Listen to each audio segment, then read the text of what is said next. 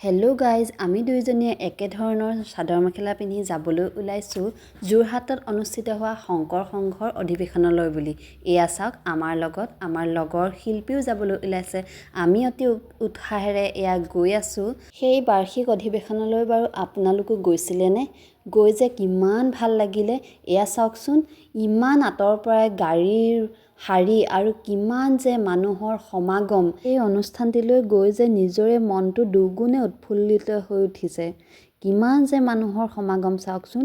সকলোৰে মনত কেৱল সাত্ত্বিক মনোভাৱ আৰু ভক্তি মাৰ্গৰে ভৰি আছে। সকলোৰে ইয়াত দিহানাম পৰিৱেশন কৰিছে। এইখন দেখিছেনে? এইখন হৈছে অধিৱেশনৰ মূল গেট।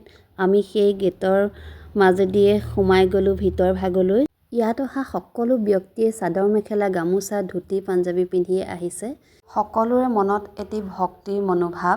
এয়া দেখিছেনে? দূৰ দূৰণিৰ পৰা অহা ব্যক্তিসকলক থাকিবৰ বাবে নৰাৰে কিমান ধুনীয়াকৈ শিবিৰ সাজি দিছে। নিজে সকলো বস্তু আনি ইয়াত ধুনীয়াকৈ থাকিব পাৰে। এয়া আমি ভিতৰ ভাগলৈ সোমাই গ'লোঁ। লগৰজনীৰ মাক দেউতাক তাতে আছে, মাজুলীৰ পৰা আহিছে।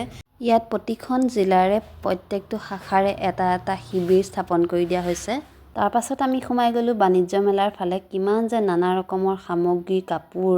এয়া আকৌ আমাৰ ছোৱালীয়ে কিতাপৰ দোকানত সোমাই কিতাপ ল'লে। তাৰ পাছত আমিও কিবা এটা খাই ঘৰলৈ উভতিলোঁ।